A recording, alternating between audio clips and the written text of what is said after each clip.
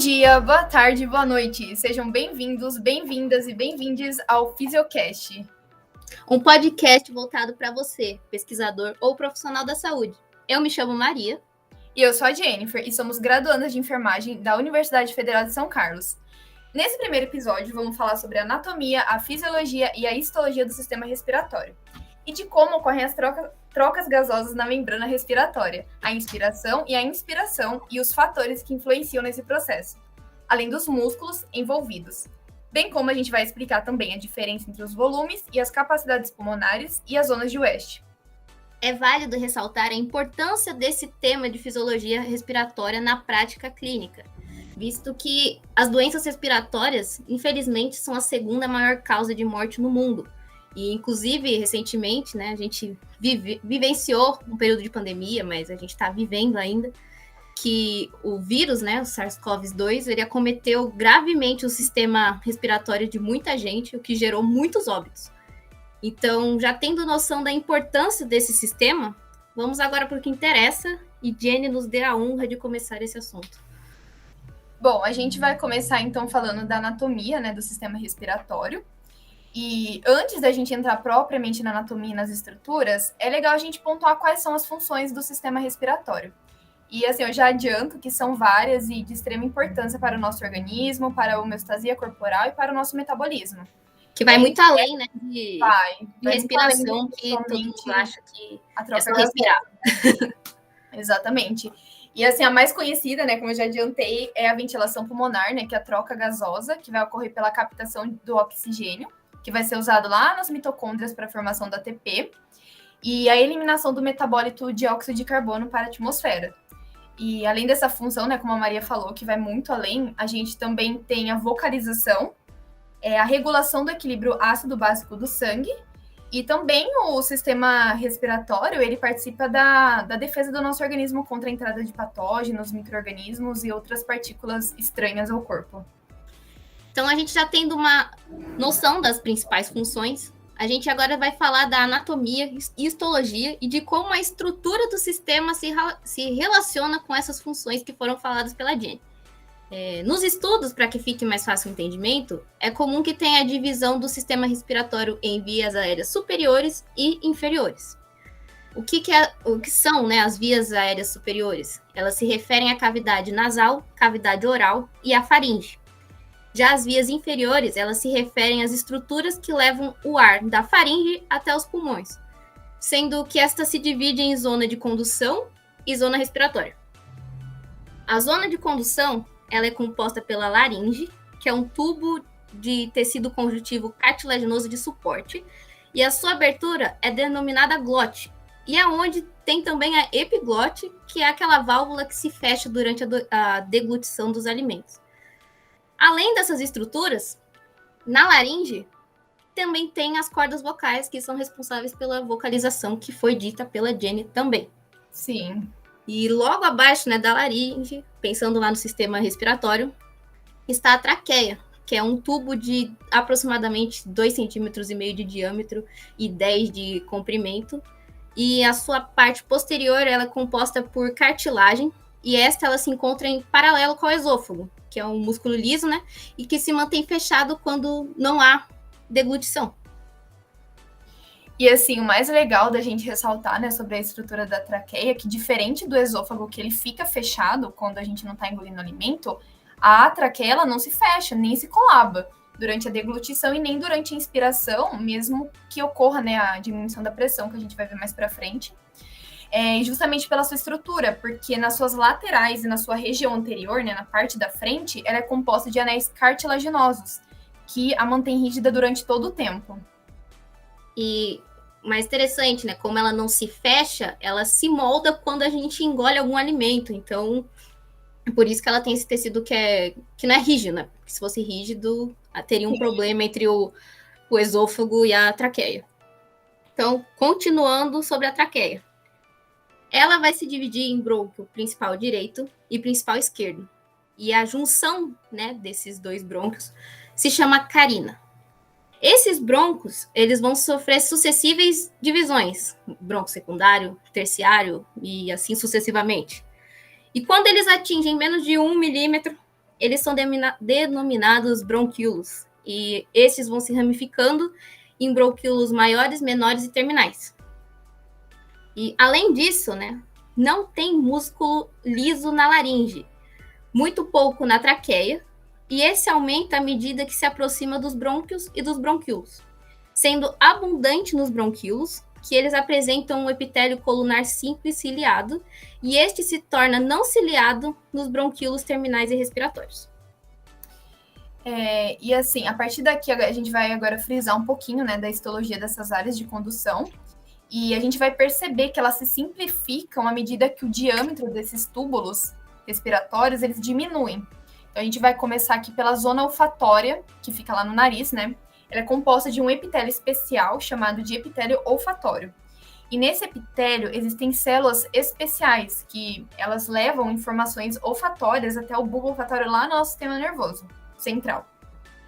Então, por exemplo, se a gente sente algum cheiro, né, algum odor diferente, ou não, ou já conhecido, essas células, elas captam essa informação e transmite para o sistema nervoso central. E aí ele age da forma como ele julgar necessário, dependendo da situação que o indivíduo está. Já na faringe, laringe, traqueia, brônquios, principais lobares segmentares, é o epitélio que predomina, é o pseudoestratificado cilíndrico ciliado, né, que nestes estão presentes as células caliciformes, que secretam muco, né, que é uma substância viscosa, e ela serve para aprisionar partículas, sujeiras e até patógenos. Então, ela funciona basicamente como um fator de proteção do sistema. E assim, como a Maria falou, né, que tem o muco e tudo mais que prende essas sujeiras, só que elas têm que ser eliminadas de alguma forma, né? Elas não podem ficar no sistema respiratório, senão gera problemas. Então, o nosso corpo ele é muito inteligente. Essas células epiteliais, elas secretam uma solução salina, que ela faz com que os cílios das células do epitélio pseudoestratificado, né, que a Maria falou, eles batam e empurram esse muco lá para a laringe, depois para a faringe, para o esôfago, onde se encaminha lá para o estômago.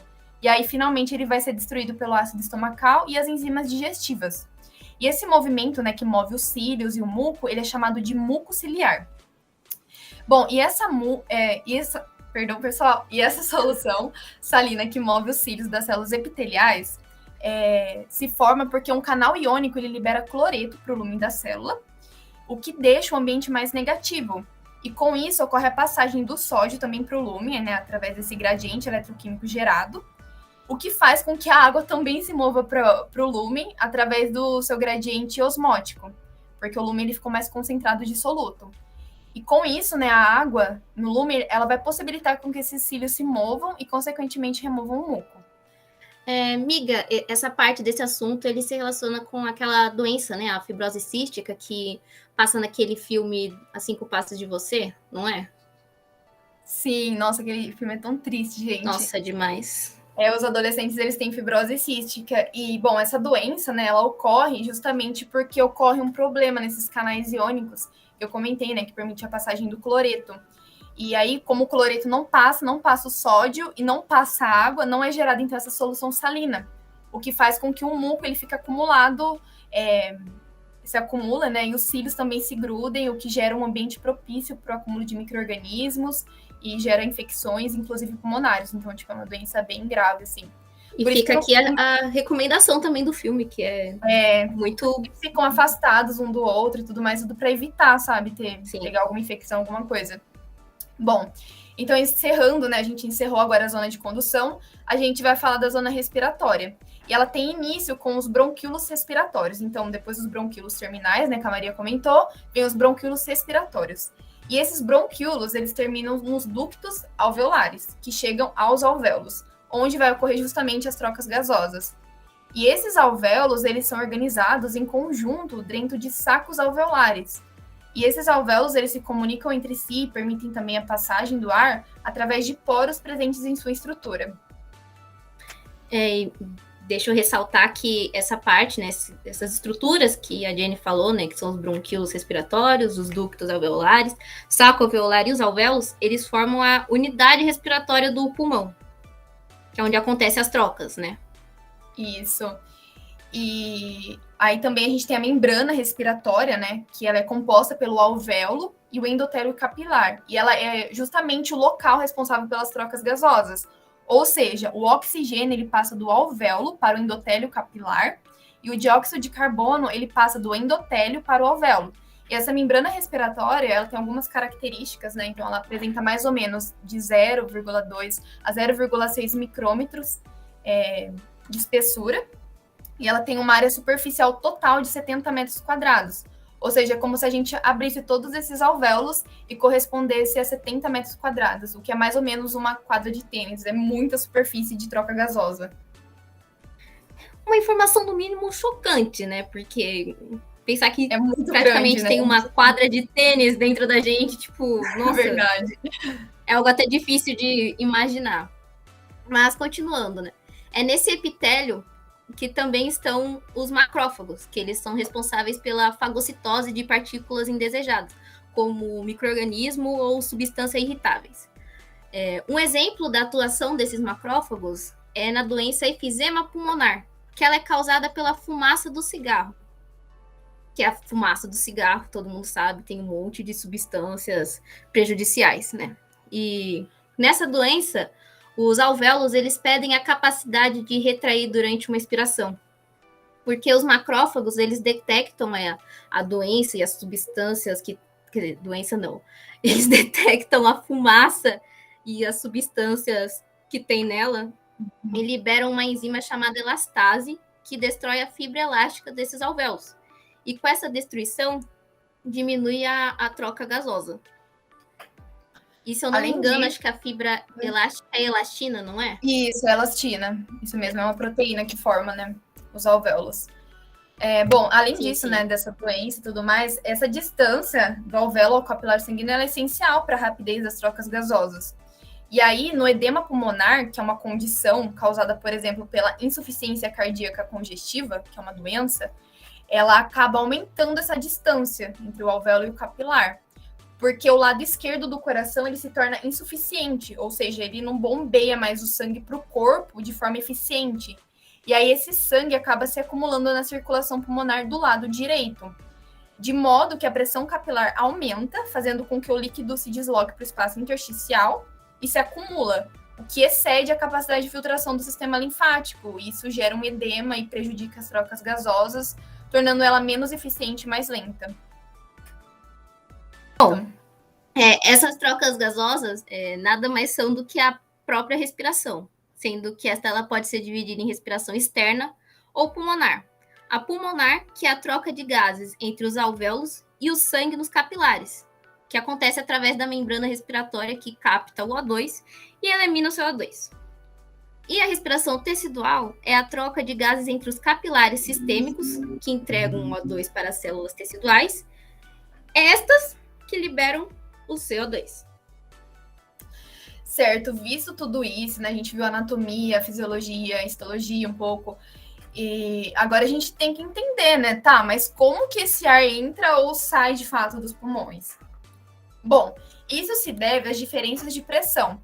A gente deve lembrar que o ar, em um ambiente com uma pressão maior, tende sempre a ir para um ambiente com uma pressão menor, a fim de gerar um equilíbrio. Sempre vai tender a equilibrar. E aplicando isso à fisiologia respiratória propriamente dita, o ar ele só vai entrar nos pulmões quando a pressão dos alvéolos for menor do que a pressão atmosférica. E ao contrário, vai se mover para fora dos pulmões quando a pressão alveolar for maior do que a pressão atmosférica. Certo, amiga? Envolveu pressão, certíssimo, mas envolveu pressão, adivinha quem que aparece, amiga? Ai, a temível. Já lembrei, já. Aqui gera medo. Adivinha quem que é? Quase não deixou eu passar na faculdade essa daí. Pois é, física. A dona física. Pra gente entender melhor como que funciona... Não, dá trauma, né? Pra gente entender melhor como que funciona a respiração, a gente precisa utilizar uma lei da física, que é a lei do Boyle, que ela enuncia que o volume e a pressão, eles são inversamente proporcionais. E tendo esses dois conceitos em mente, a gente consegue falar e entender as etapas da respiração. Bem, a primeira etapa, ela ocorre no fim da expiração e antes do início da inspiração, ou seja, um curtíssimo período de tempo, onde a pressão alveolar é igual à pressão atmosférica. Guardem isso. quando está nesta condição, não ocorre movimento de ar. Nossa, amiga, logo eu que achei que não ia ver mais física na graduação, velho. Até aqui na fisiologia, hein? Mas enfim, vamos para a segunda etapa, então, da respiração, que é a inspiração propriamente dita, né? No qual ocorre uma contração do músculo diafragma, a gente vai ver mais para frente, né? Esse músculo, mas vocês já sabem. Quando ele contrai, ele expande a caixa torácica e, consequentemente, aumenta o volume. E pela lei de Boyle, né, lá da física, novamente, que a Maria falou, ocorre uma diminuição da pressão alveolar, o que fazendo com que a pressão atmosférica, que é maior, ela empurra o ar para dentro dos pulmões. Tá, a terceira etapa, ela começa com o fim da expiração e antes do início da expiração. Novamente, um período de tempo, sei lá, curtíssimo. E acontece quando o diafragma ele está terminando a sua contração e o pulmão ele se encheu. E quando ele se enche ao máximo, a pressão alveolar ela se iguala novamente à pressão atmosférica. E quando isso acontece, gera o quê? Não ocorre movimento de ar. Não tem, exatamente, não tem movimento de ar. Certo. Agora a gente vai, então, para a quarta etapa e a última, mas não menos importante. E ela se caracteriza justamente pela expiração, ou seja, o final da inspiração. E vai acontecer, então, o relaxamento do diafragma de forma passiva, pois ele vai utilizar a energia potencial elástica armazenada durante a inspiração. Então, não tem gasto de energia para que isso ocorra. E com isso, quando o diafragma relaxar, vai acontecer a diminuição do volume, e pela lei de Boyle, novamente, aumenta a pressão alveolar, fazendo com que fique maior do que a pressão atmosférica, fazendo com que o ar finalmente saia dos pulmões. E gera o ciclo todo de novo.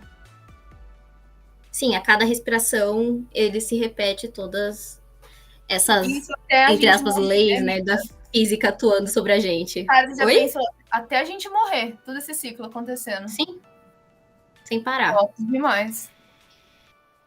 Né?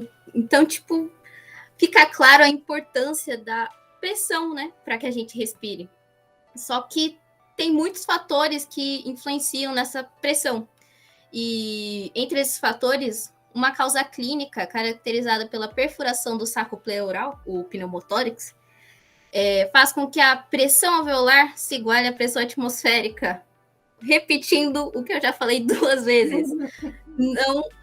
Então, igualando, não ocorre trocas gasosas e movimento de ar, não tendo trocas gasosas. E se esse quadro ele não for revertido, o paciente, infelizmente, vai a óbito. Um outro fator é a complacência pulmonar, que é a capacidade que o pulmão tem de expandir, e que na doença fibrótica, que é causada pela tuberculose ou inalação de substâncias como a bistesto sílica, que é aquelas bolinhas que vêm num saquinho para tirar umidade, há uma diminuição dessa complacência, porque os macrófagos, ao ingerirem essas partículas, eles entram em um processo inflamatório e os fibroblastos, eles produzem colágeno inelástico para gerar cicatrização. Então, esse colágeno inelástico, ele interfere na capacidade de expansão do pulmão. Acaba que vai diminuir, né, a superfície de troca, né? Porque vai ficar um tecido de cicatrização mesmo. Sim. E além disso, né, o ar que ele entra no sistema respiratório, ele tem características próprias, como, por exemplo, a presença de partículas de água, que através de reações químicas, elas se unem, gerando uma tensão superficial. E essa tensão superficial, ela acaba diminuindo a complacência pulmonar, que a Maria falou, é a capacidade de distensão do pulmão. Além disso, né, de diminuir essa complacência pulmonar, acaba que essa pressão, né, causada pela tensão superficial, empurra os alvéolos para dentro, fazendo com que eles colabem. Por isso que é importante a presença das células epiteliais alveolares especiais, né, elas são chamadas de pneumócitos do tipo 2, no qual elas vão produzir um líquido surfactante, tipo um detergente mesmo, que vai quebrar essas moléculas de água, diminuindo, então, a tensão superficial. E um fato bem triste é que muitos bebês que nascem prematuros, eles não têm essas células pneumócitos do tipo 2. e acaba que não produz o surfactante, o que gera, então, uma síndrome da angústia respiratória em recém-nascidos. Bem triste esse fato. Sim, com certeza deve impedir o desenvolvimento, né, melhor do Aí, geralmente, eles ficam na incubadora e aí eles colocam aerosóis, né, que tem esse surfactante. É uma forma que dá ainda para sobreviver, mas se for muito novinho, não dá. Enfim, muito, muito triste. Um outro fator que também causa desconforto para quem tem asma, né, é a resistência das vias respiratórias, que elas influenciam a velocidade que o fluxo de ar passa pelo sistema, né? Pelo sistema nos alvéolos, né? Eu digo nos brônquios. Onde o diâmetro dos brônquios e dos bronquíolos, ele é regulado pela contração e relaxamento do seu músculo liso. E, como eu disse, na asma, ocorre uma estimulação exagerada dos neurônios parasimpáticos, e isso gera uma broncoconstrição que passa aquela sensação de falta de ar. E com esse aumento, né, da resistência, né, das vias aéreas, impede a ventilação alveolar, né, que, como eu disse, dá a sensação de falta de ar, porque realmente diminuiu o fluxo. E para reverter esse cenário, se utiliza aquelas bombinhas, né, que tem os medicamentos que agem de forma agonista nos receptores beta-adrenérgicos, que estão presentes nos brônquios. Então, ele gera uma broncodilatação e tira essa sensação de falta de ar que a asma causa. Certo. Bom, então, né, visto isso até aqui, a gente agora entra na mecânica respiratória com os músculos respiratórios envolvidos. A gente vai começar, então, pontuando a respiração calma, né, ou epineia, como também pode ser chamada, sendo que o único músculo inspiratório que age é o diafragma, né, como eu já falei lá em cima, no qual, quando ele se contrai, ele desce, expande a caixa torácica e aumenta o seu volume. E na expiração passiva também, né, que eu disse já que ela ocorre porque acumula uma energia elástica, ela ocorre justamente porque vai ter um relaxamento do diafragma, sem ter outros músculos envolvidos. Bom, agora a gente vai falar da respiração forçada e os músculos envolvidos. Os músculos inspiratórios utilizados, além do diafragma na respiração forçada, são os intercostais externos, os escalenos, esternocleidomastoideus, espero que eu falei certo, músculo serrátil e eretores da coluna, que quando eles se contraem, eles empurram as costelas para fora e para cima, o que aumenta a caixa torácica e, consequentemente, o volume, o que diminui a pressão, né, pela lei de Boyle, e aí o ar ele pode entrar. E na expiração forçada ou ativa, os músculos intercostais internos, ele contraem, de forma que eles puxam as costelas para dentro, o que diminui, né, o volume torácico. E além desses, também agem os músculos abdominais, entre eles, né, o reto, o transverso e os oblíquos. E eles agem de forma a puxar as costelas inferiores para dentro, empurrando o fígado e o intestino para cima, o que acaba empurrando o diafragma e diminui o volume torácico. Muitos processos envolvidos. Muitos músculos. Né? Então, tendo em mente que a ventilação pulmonar é a entrada e a saída de ar, e que há momentos em que o nosso organismo ele vai precisar de mais oxigênio, se entende que ocorrem variações no volume de ar movimentado, certo? Então, vamos imaginar a seguinte situação. Um homem de 70 quilos em repouso. A sua ventilação por minuto será de 6 litros, porque ele não precisa mais que isso. Agora, esse mesmo homem, correndo, fugindo de algo, ele vai precisar de uma ventilação maior por minuto. E se ele tiver um preparo físico bom, essa ventilação pode chegar a 150 litros. Tipo, que é muito, né? Que diferença, né? Sim, total. Vai pela necessidade que o organismo precisa, né? E aí que os músculos da respiração forçada agem também, né? Nessas situações de fuga, de exercício intenso. Bom, que aumenta o batimento cardíaco e tudo mais. Vai tudo da necessidade do organismo. Bom, e o cálculo, né, da ventilação por minuto, ele pode ser feito, então, a gente multiplicando o volume corrente, que é o ar inspirado mais o ar expirado, pela frequência respiratória, que vai ser o número de ciclos respiratórios feitos em 1 minuto. E essa movimentação de ar, ela pode ser dividida em 4 volumes diferentes, e que resultam em diferentes capacidades pulmonares. Esses volumes são calculados por um instrumento denominado de espirômetro. E esse espirômetro, né, esse instrumento, ele é usado na boca, né, do paciente ou da pessoa que vai estar tendo esses volumes calculados, só que com o nariz tapado, porque dessa forma o único caminho que o ar faz é pela boca, né? E aí dá para calcular exatamente o valor que entra e o valor que sai. Então, diante disso, o primeiro volume já foi citado, que é o volume corrente, mas retomando, é o volume de ar que você inspira e o que expira. E que no caso que a gente está considerando aqui, que é um homem de 70 quilos, corresponde a aproximadamente 500 ml. O próximo é o volume de reserva inspiratório, que é o volume de ar que ainda pode ser inspirado após a inspiração normal.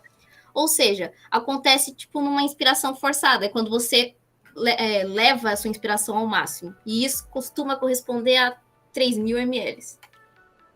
Temos também o volume de reserva expiratório, que tem a mesma ideia do volume inspiratório. É quando você exala um volume de ar além da exalação normal. É uma exalação forçada e que corresponde a 1.500 ml. E por último, e não menos importante, aliás, muito importante por sinal, é o volume residual, que é o volume de ar que permanece nos pulmões. Que mesmo após você exalar o máximo que você consegue, ele vai continuar dentro do pulmão.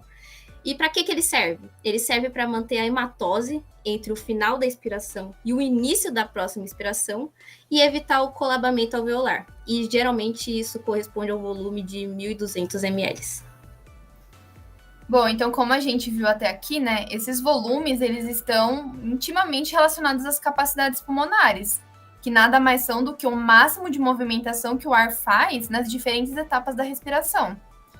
Então, a gente vai ter aqui a capacidade inspiratória, que ela vai ser a capacidade que pode ser inspirada partindo do nível inspiratório basal, enchendo o máximo os pulmões. E para poder calcular essa capacidade inspiratória, a gente soma o volume corrente, que a Maria citou, mais o volume de reserva inspiratório, que vai dar aproximadamente 3,5 litros.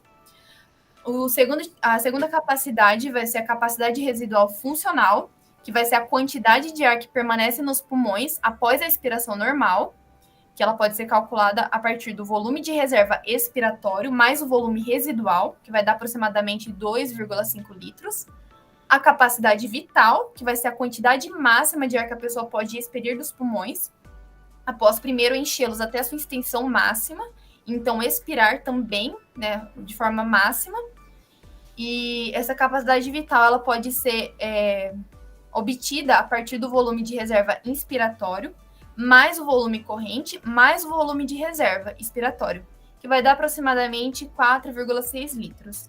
E, por fim, a capacidade pulmonar total, que ela vai ser o maior volume que os pulmões podem alcançar. Ela pode ser calculada a partir da capacidade vital, mais o volume residual, que vai dar aproximadamente 6 litros. Bastante coisa, né? Bastante. Pensando que cabe dentro do nosso corpo.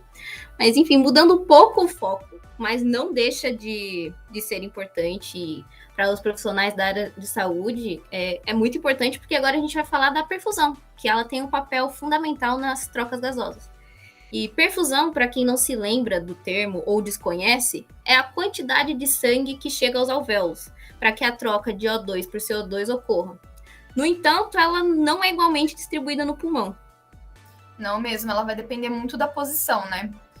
Então, se a gente pensa na posição ortostática, né, que é em pé, ou então a gente sentado verticalmente, a base do pulmão ela acaba recebendo a maior parte do sangue, né? E então vai ser o local mais responsável pelas trocas gasosas. Já o ápice, ele vai acabar recebendo menos sangue e, por consequência, ele vai fazer menos trocas gasosas. E isso acontece justamente pela ação da gravidade. A física, de novo. A física, sempre, né? Uma hora ou outra ela aparece aí.